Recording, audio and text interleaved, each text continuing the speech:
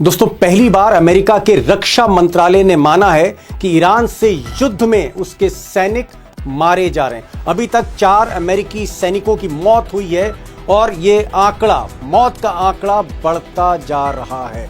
यानी अमेरिका पहली बार प्रेशर में दिखा और इसकी गवाही अमेरिका के रक्षा मंत्री और सबसे टॉप कमांडर ने आज दी है। As the president warned, an effort of this scope will include casualties. उधर ईरान ने आज कुवैत, बहरीन, सऊदी अरब, दुबई और कतर पर हमले और तेज कर दिए हैं। ज़्यादातर जो निशाना था वो अमेरिकी मिलिट्री के ठिकाने थे, अमेरिकी कंपनियां थीं। मिसाल के तौर पर कुवैत में सबसे बड़ा हमला हुआ, पहले एयरपोर्ट पे हुआ, सबसे बड़ा हमला कुवैत में अमेरिकी बेस पर हुआ, जहां पर ज़बरदस्त मिसाइल अटैक आज ईरान ने किया है। आप देख सकते हैं इस तस्वीर में कि किस तरह से भयानक धुआं उठ रहा है और आग के गोले देखे गए और आप कह सकते हैं कि अफरा तफरी पूरे बेस पर मच गई। उधर बहरीन के सलमान पोर्ट बंदरगाह पर आज अमेरिकी जहाज़ों पर फिर से हमला जो है ईरान ने बोला है। बहरीन अमेरिका का सबसे बड़ा नौसेना का बेड़ा है और यहाँ पर हमले लगातार होते जा रहे हैं। उधर दुबई में ड्रोन और मिसाइल हमलों के बाद बहुत से अमेरिकी नागरिक और अमेरिकी सैनिक दुबई छोड़कर रसल खैमा चले गए थे। ये रसल खैमा भी यूनाइटेड अरब अमीरेट्स में ही है और यहाँ पर होटलों में रुके थे और आज ईरान ने रसल खैमा पर भी हमला कर दिया। अब दोस्तों, सच्चाई यह है कि जिस तरह पिछले 24 घंटों में ईरान ने अपनी नई हाइपरसोनिक मिसाइलों का इस्तेमाल किया है, अमेरिका का एयर डिफेंस सिस्टम या फिर इजराइल का air defence system in hypersonic यानी हाई स्पीड मिसाइलों को रोक नहीं पा रहा है, जिसकी वजह से चाहे सऊदी अरब हो या फिर कतर हो या फिर कुवैत हो या बहरीन हो, यहाँ के मिलिट्री एयर बेसिस पर ज़बरदस्त हमले हो रहे हैं। रीज़न एक ही है, अमेरिका इन मिसाइलों को, इस टेक्नोलॉजी को रोक नहीं पा रहा है। आगे इसको भी मैं डिस्कस करूँगा। दूसरी तरफ अमेरिका और इजराइल ने भी आज ताबड़तोड़ हमले ईरान में किए। तेहरान में भी हमले हुए हैं, खासकर जो ईरान की फ़ौज है उसके दफ्तरों पर, उसके मुख्यालयों पर, उसकी बटालियनों पर हमले हुए हैं। इंटेलिजेंस के कुछ अधिकारी मारे गए और ईरान के कुछ छोटे छोटे शहर हैं उन पर भी हमले किए गए। ऐसा कहा जा रहा है कि ये हमले, ये जो अटैक्स हैं, मिसाइल अटैक्स अमेरिका की तरफ से, ये न्यूक्लियर फैसिलिटी के अलावा जहाँ जहाँ मिसाइल सेंटर है, प्रोडक्शन सेंटर है, उसको नष्ट करने के लिए ये किए गए। जो कैजुअल्टीज़ की फिगर आ रही है, अब तक 550 से ज़्यादा ईरानी नागरिक मरे हैं, जिसमें एक स्कूल के कुछ बच्चियां भी हैं जिनकी गिनती भी लगातार मौत की बढ़ रही है, तकरीबन 100 से ऊपर है। अब तेहरान से एक बड़ी खबर आज ये आई कि ईरान के सर्वोच्च नेता अली खामनाई की पत्नी, उनकी अस्पताल में मौत हो गई। 2 दिन पहले अली खामनाई के साथ उनकी पत्नी पर भी मिसाइल अटैक हुआ था। अली खामनाई की मौत हो गई थी, उनकी पत्नी अस्पताल में भर्ती थी। अली खामनाई के दामाद और बेटी की भी मौत हो चुकी है। एक और बड़ी खबर जो तेहरान से आ रही है, ईरान की फ़ौज ने कहा है कि उसने आज मिसाइल हमला तेल अवीव में नेतन्याहू के दफ्तर पर किया है। यानी इजराइल के प्राइम मिनिस्टर बेंजामिन नेतन्याहू के ऑफिस पर हमला किया गया है, मिसाइल अटैक हुआ है।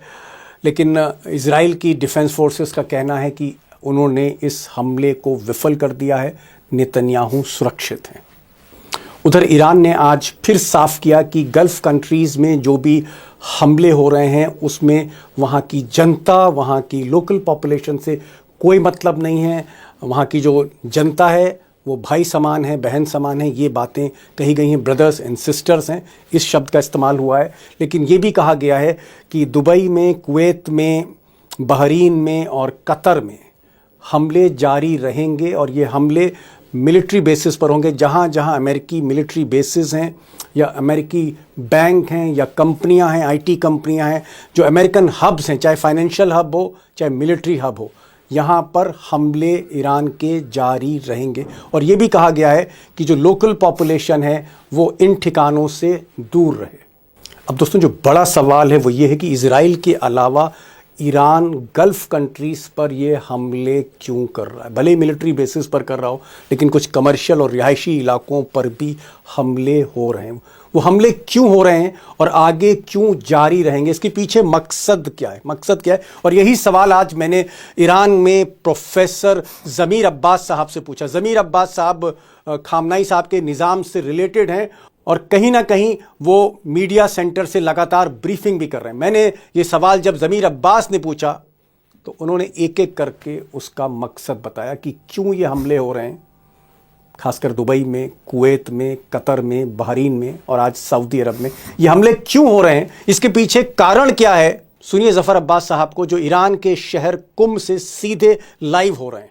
प्रोफेसर ज़मीर अब्बास साहब, बहुत बहुत स्वागत है आपका। मेरा जो पहला सवाल है शुरू में कि एक चीज़ समझ नहीं आ रही है कि जंग इजराइल के साथ आपकी हो रही है, जंग आपकी अमेरिका के साथ हो रही है, फिर आपने सऊदी अरब की सबसे बड़ी रिफाइनरी पर आज मिसाइल हमला कर दिया, ड्रोन हमला कर दिया, कुवैत में आप हमला कर रहे हैं, उसके अलावा दुबई में तो आपने बुरा हाल कर दिया है। यहाँ तक कि जो रिहायशी इमारतें हैं, होटल है या अमेरिकन कंपनियों के जो ठिकाने, वहाँ पर भी हमला हो रहा है। तो ये हमला तो ज़मीर साहब हम ये मान के चल रहे थे कि चलिए भाई ठीक है, यूएस एयरबेस पे हो रहा है, लेकिन अब मैं देख रहा हूँ कि कमर्शियल और रेजिडेंशियल उस पर भी हमले हैं और खासकर ये जो रिफाइनरी पे सऊदी अरब पे हमला हुआ, ये समझ नहीं आया। सबसे पहले तो ये है कि कल भी मैंने आपके लिए क्लियर कर दिया था आपके शो में कि इस बार ईरान ने जंग शुरू होने से पहले क्लियरली तमाम गवर्नमेंट्स को इन्फॉर्म कर दिया था कि इस बार अगर शरारत हुई और आपकी जमीन से हमला हुआ तो ये बार सिर्फ अमेरिकन एयरबेस पे हमला नहीं होगा, बल्कि अमेरिकन तमाम इंटरेस्ट, मफादात, अमेरिकन एसेट्स जहां जहां हैं उन सब पे हमला होगा। ये नहीं हो सकता कि आप हमला करें और आप सेफ रहें। यानी आप अगर किसी के ऊपर हमला करते हैं और उसको अनसेफ करते हैं तो आपको सेफ्टी आपके पास नहीं होनी चाहिए वॉर के अंदर, और ईरान के पास लीगल हक है। मैं एक चीज आपकी बातों से सिर्फ ये क्लैरिफाई कर दूं कि ईरान ने इन शहरों पे हमला नहीं किया है, इन कंट्रीज पे हमला नहीं किया है, इन कंट्रीज में अमेरिकन एसेट्स पर हमला किया है। और ईरान बार बार ये कह रहा है कि हमारी इन कंट्रीज से जंग नहीं है, बल्कि इन कंट्रीज में रहने वाले अमेरिकन इंटरेस्ट पे मुश्किल है। अगर होटल में हमला किया है तो जब इन्हें पता था कि अमेरिकन सोल्जर्स पर बेस में हमला होगा तो इन्होंने अमेरिकन सोल्जर्स को, कमांडर्स को होटल्स में क्यों रहने दिया? क्यों होटल्स पनाहगाह बन गई? तो जहां जहां अमेरिकन इंटरेस्ट है वहां हमला होगा। ये आयतुल्लाह खामेनी के बकौल वो कहते थे कि मी जनीद मी खुरीद, अगर मारोगे तो मार खाने के लिए भी तैयार रहो, चाहे वो अमेरिकन फाइनेंशियल इंटरेस्ट हो, बिजनेस हाउसेज हो, कहीं पर भी अगर इन्होंने हमारे रहबर को मारा है, कहीं पर भी ये अपने आप को सेफ महसूस पूरे वेस्ट एशिया में नहीं करना चाहिए। इनके पास सिर्फ एक ऑप्शन है, पूरे वेस्ट एशिया से बैक पैक करें और वेस्ट एशिया से आप अपने मुल्क वापस चले जाएं। प्रोफेसर ज़मीर, आपने कहा कि अमेरिकन को आप ड्राइव करना चाहते हैं, ईरान ड्राइव करना चाहता है। क्या हम ये माने कि ईरान के जो हमले हैं, टारगेटेड हमले हैं मिसाइल के, ये ना सिर्फ यूएस मिलिट्री बेसिस पर होंगे, बल्कि जो अमेरिका की बड़ी कंपनियां हैं जैसे एप्पल है, माइक्रोसॉफ्ट है, ओरेकल है, या फिर बैंक्स हैं, बैंक ऑफ अमेरिका है या सिटी बैंक है, ये जो ऑपरेट कर रहे हैं दुबई से, क्या इनको भी आप आने वाले समय में टारगेट कर सकते हैं? क्या ये भी आपके जद में है मिसाइल के? मैं ये जानना चाह रहा हूँ।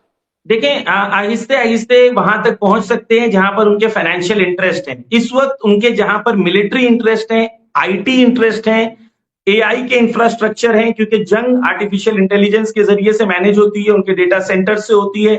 आज आईटी और टेक्नोलॉजी और वॉर, इसके अंदर कोई फर्क नहीं है।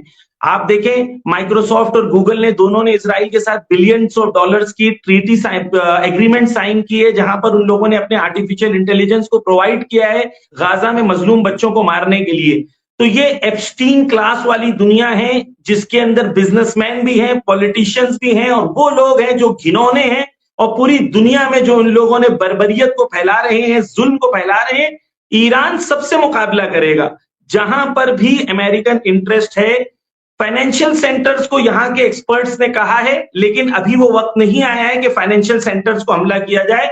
लेकिन जो मिलिट्री ऑर्गेनाइजेशंस हैं, इंफ्रास्ट्रक्चर्स हैं, चाहे वो आईटी से रिलेटेड हो, चाहे बिजनेस से रिलेटेड हो, अगर वो बिजनेसेस, वो पोर्ट्स, वो एयरपोर्ट्स जो मिलिट्री को पूरा सपोर्ट दे रहे हैं, हर जगह हमला होगा। और ये हमला करना ईरान का हक है, कानूनी हक है, और कानून के तहत ईरान हमला कर रहा है। आप ये नहीं कर सकते कि शेर के दुम पे पैर रखो और बाद में ये कहो कि भाई हम पे हमला क्यों हो रहा है, तुमने दुम पे पैर रखा क्यों? तुमको दुम पे पैर रखने से पहले सोचना था।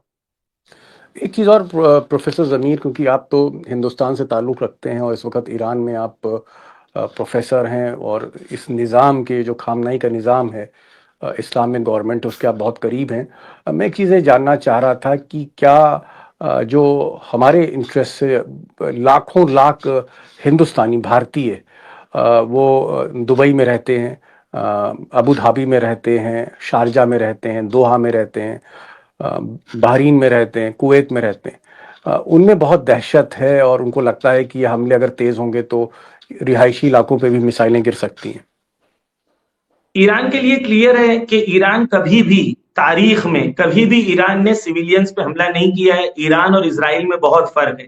इजराइल ने अभी तक ईरान पे जो हमला किया है, 600 से ज्यादा लोग शहीद हो चुके हैं, जिसमें से 200 से ज्यादा छोटे बच्चे हैं। 165 बच्चियां एक छोटी सी प्राइमरी स्कूल के अंदर हमले में मारी गई हैं। तो ईरान में और इजराइल में बहुत फर्क है।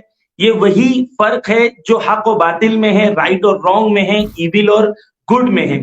तो ईरान क्लियर है कि ईरान कभी भी सिविलियंस पे हमला ना किया है, ना कभी सिविलियंस पे हमला करेगा।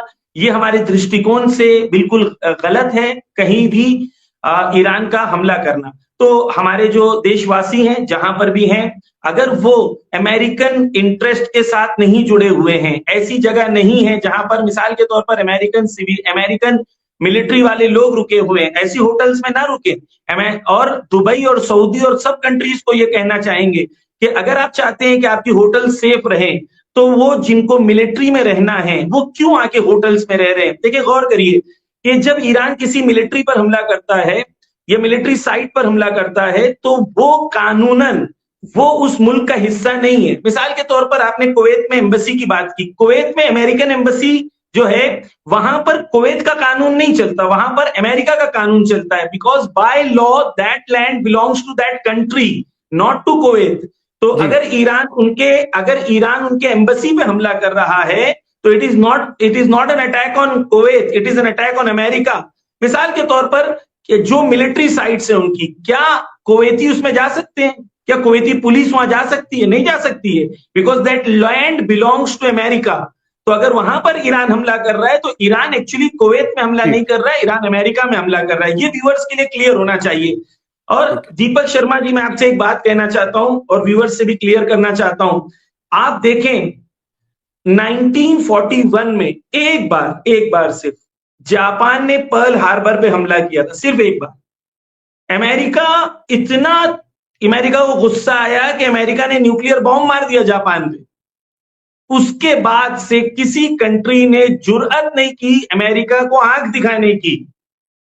आप आज देखें अमेरिका की क्या हालत हो गई है, अमेरिका कितना कमजोर हो गया है कि आज हर घंटे आपको खबर आ रही है कि आज बहरीन में हमला हुआ, आज बहरीन में अमेरिकन एयरबेस पे हमला हुआ, अभी कुवैत में हुआ, अभी कोता में, अभी दोहा में हुआ, अभी कतर में हुआ, अभी CIA के 5 लोग मारे गए, अभी यहां पर हमला हुआ, वहां पर इतने लोग मारे गए। जो इरानियन डेटा है इंटेलिजेंस का, उसके हिसाब से 550 से ज्यादा अमेरिकन या मरे हैं या जख्मी हुए हैं इस वक्त। यानी